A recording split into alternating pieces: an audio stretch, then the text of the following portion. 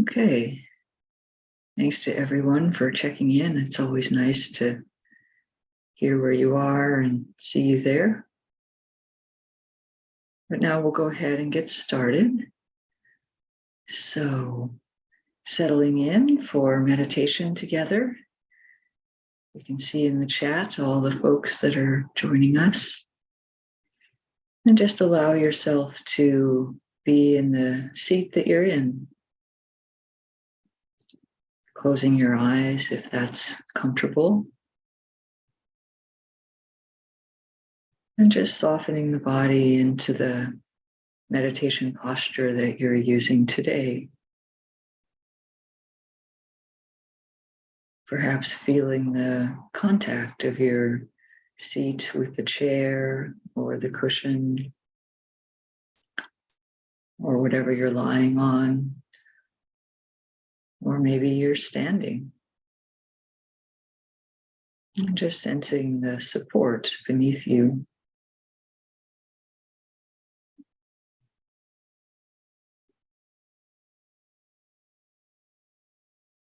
Maybe taking a couple of long, slow, deep breaths. And on the exhale, just allowing the body to settle in a bit more.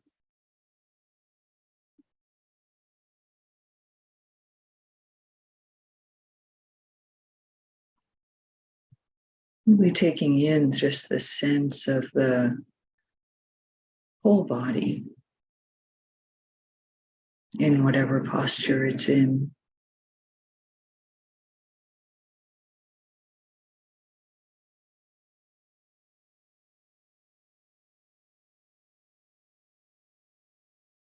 And gently softening the expression on the face, softening the eyes and the eye sockets. You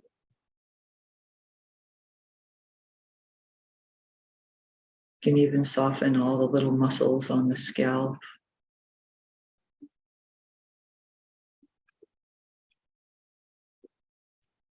Softening the throat.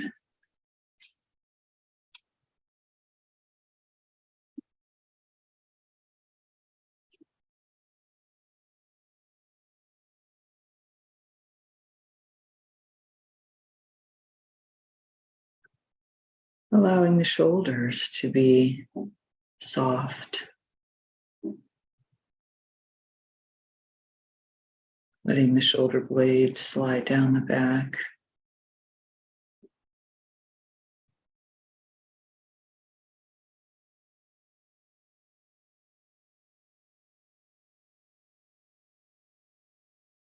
Checking in into the heart area. Sensing if there's any tension or tightness, ache. And if there is, that's fine, but just inviting a softening. Letting the rib cage relax.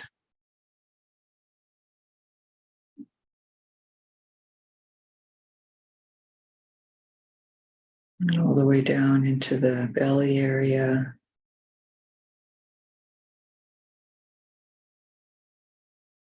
Maybe on the in-breath, imagining drawing the air down even below the lungs, all the way to fill the belly area into the lower abdomen.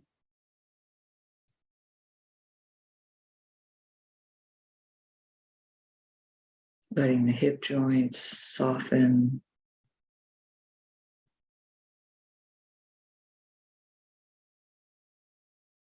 Down into the thighs, the knee joints, and all the way to the feet.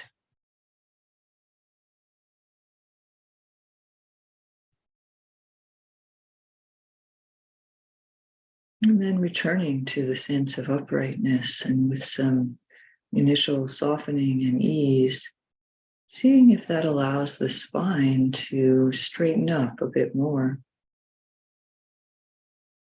Softness leads to a deeper kind of strength.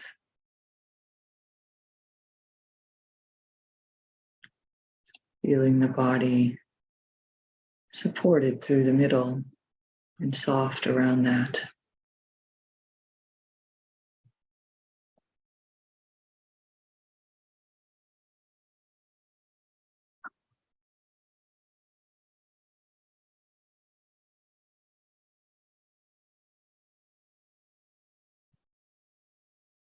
And then in the mind, bringing awareness, mindfulness to the fore, sense of being here, present for our experience.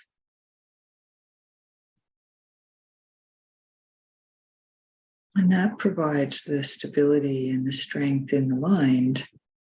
And everything around that can be soft. Letting the thoughts be soft, letting emotional energies just flow in the background.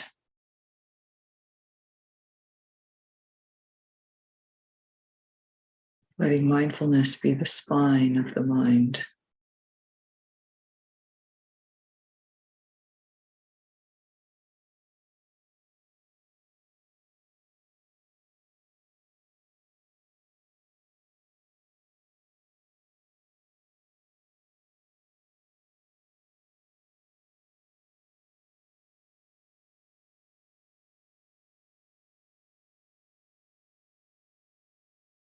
We can notice that there's a certain feeling of ease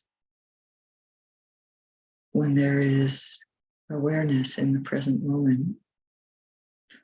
Even if what's going on in the rest of experience is something uncomfortable, something in the body or something in the heart,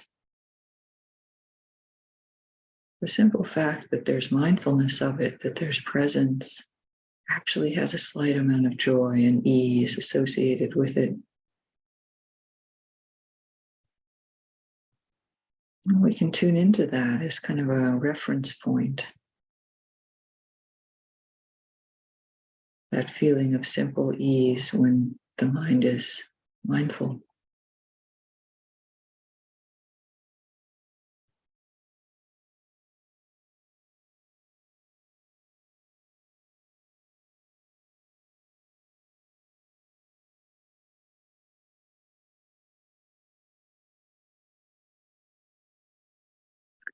So the invitation is to use ease as the reference point.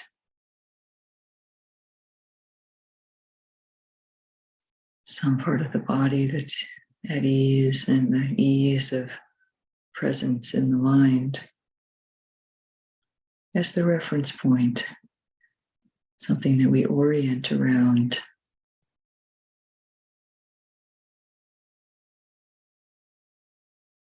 You know, when the mind is entangled in a thought or an emotion or some reaction to the body, we can feel how that's complicated, not easeful.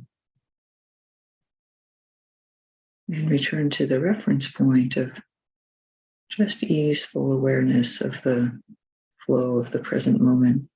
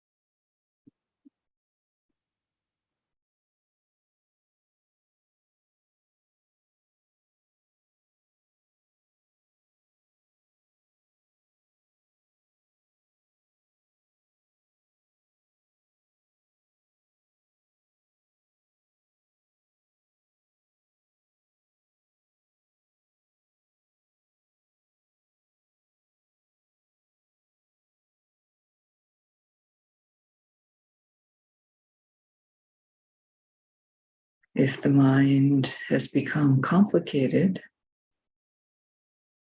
and the body has tensed up because of thinking or entanglement, just gently reprioritizing ease as the reference point, the ease of staying simple.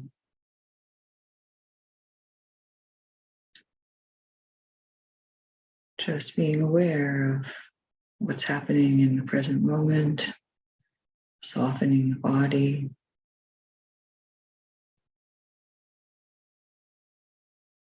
And if there are parts of the body that are painful or tight, then there's mental ease around how the body is. It's fine right now.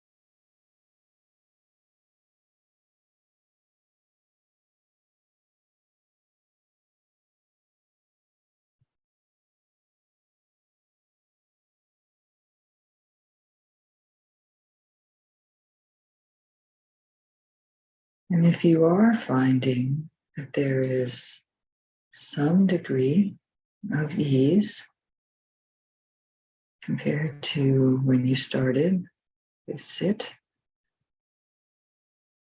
just allowing that to continue infusing into the body and the mind.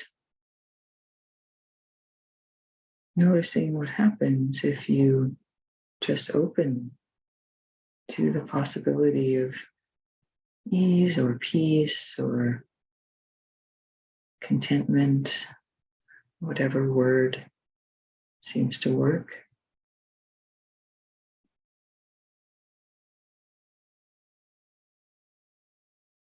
Sometimes we can be surprised to find resistance to ease.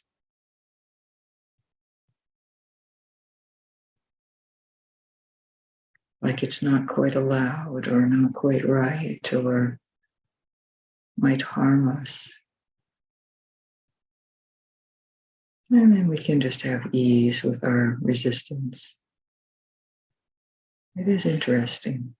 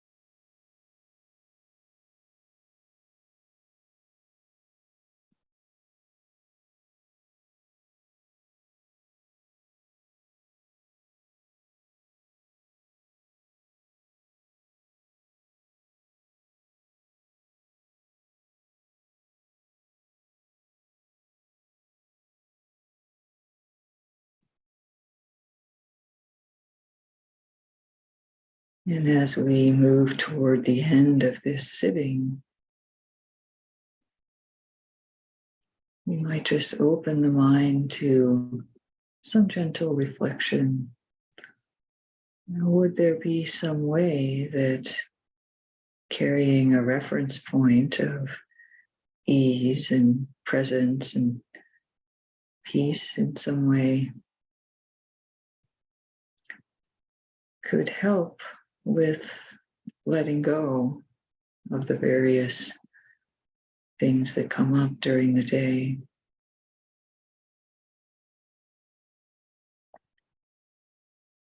What are we willing to give up our peace for?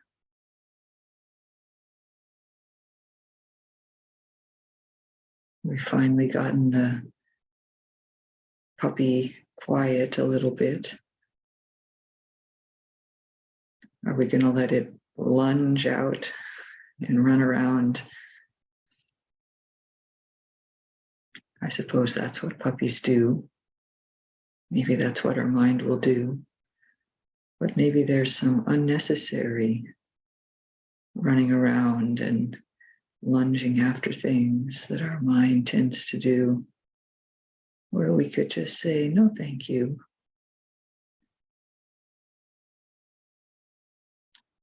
It's fine, just being present.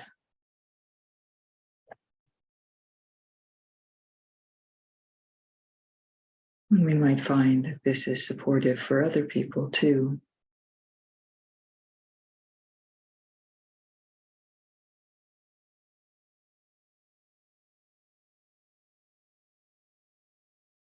Not participating in the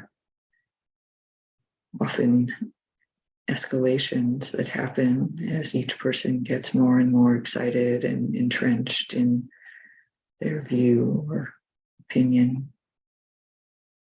Just seeing if that might be supportive, this reference point of being at ease in some way.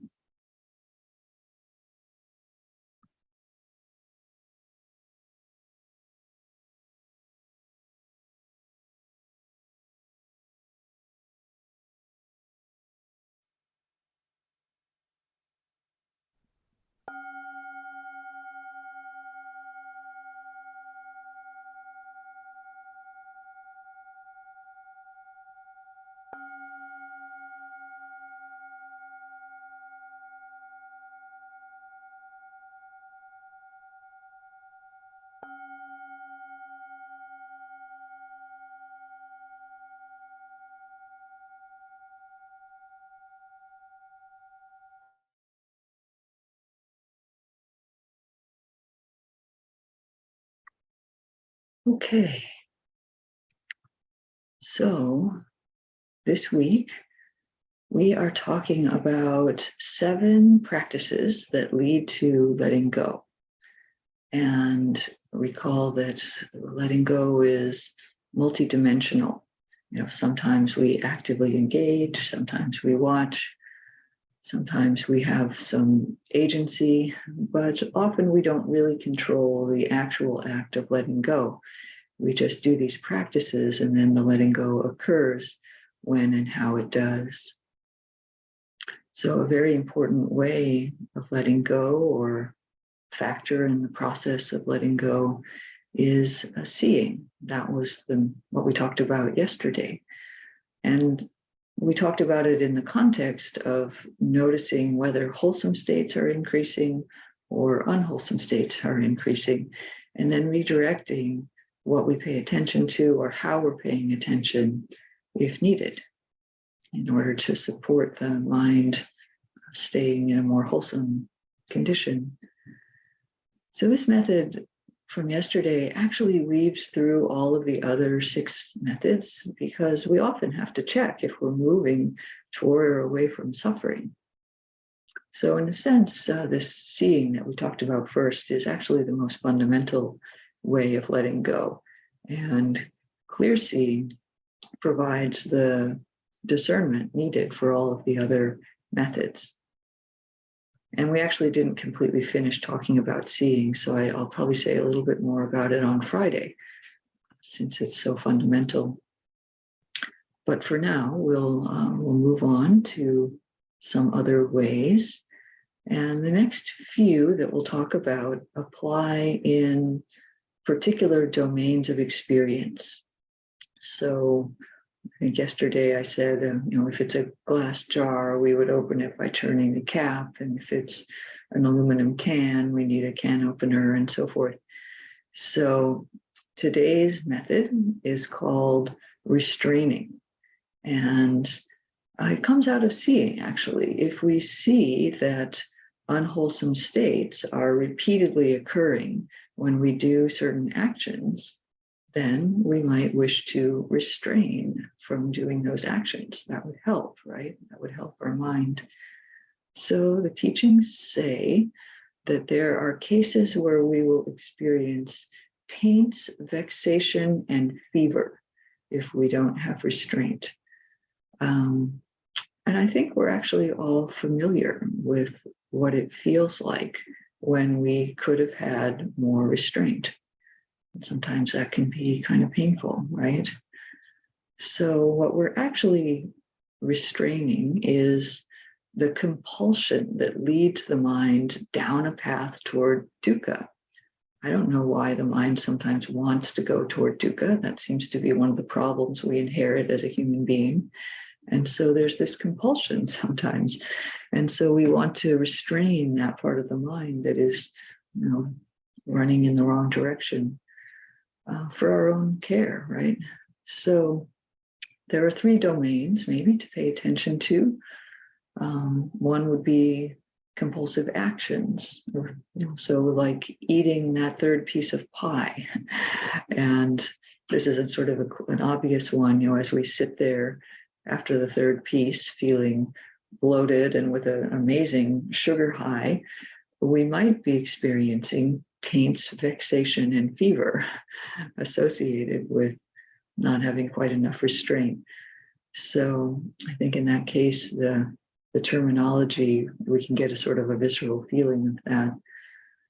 And then, of course, there's the area of speech. So I knew someone once who was working on refraining from complaining. And I was impressed that she took this on, and over a several week period, she tried not to complain, either verbally or mentally.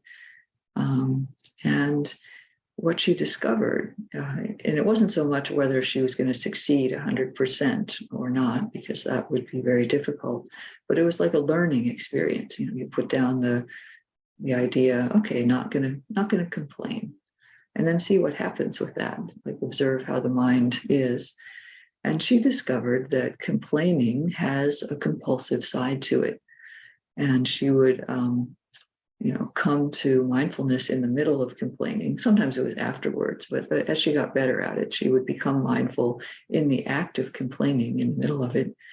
And she realized that she couldn't stop. And in her words, I chose not to stop because it felt too good in the moment, but afterward it did not feel good at all. So it's like this with complaining. It feels so good while we're doing it. I'm going to sock it to that thing that I'm complaining about.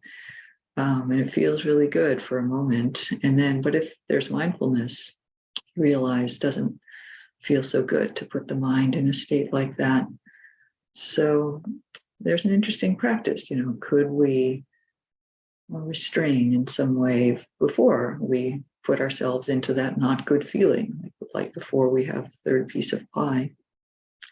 So there's an interesting practice I've heard about and used when practicing with restraint in the verbal realm. And it's an acronym, WAIT, W-A-I-T.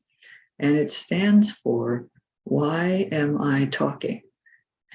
So I recommend this, when the mind is thinking about saying something, you just insert wait. Why am I talking? And maybe it's fine. Maybe what you're saying is useful or helpful or even compassionate. Maybe it's even fierce compassion, our favorite, but maybe not. And so maybe just putting in that question, we might realize whether or not what we're saying is something that we really want to say, would really be useful and helpful and contribute to the situation. So then the third area that we tend to have compulsion, there's actions and speech, and then there's also thought. We do have very much, I think if you're a meditator, you have compulsive thought. So the tendency to just keep chewing over a memory or a fear or an anxiety about something. And if we repeatedly think about some topic and get upset, could we choose to restrain that train of thought? Even at the subtle level of the mind, there can be ways of restraining that. I mean, there's lots and lots of them out there. So it's another area where we can't talk through all of that. But, there's the possibility of switching the mind to something that's what's called an antidote. So, if we are complaining a lot, could we switch to metta, some kind of appreciation or gratitude for some other aspect of what's going on instead of the part that we're complaining about?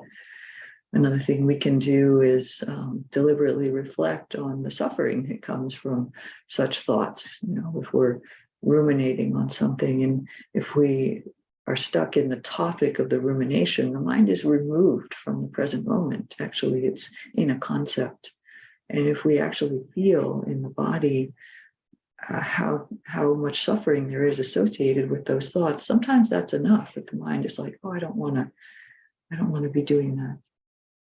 So, there's a number of ways that we can do this. I've mentioned some internal ones, but it's worth mentioning that the Buddha does talk about ways that there can be external restraints in our life. We don't have to just sort of knuckle under and take it on as I got to do everything internally.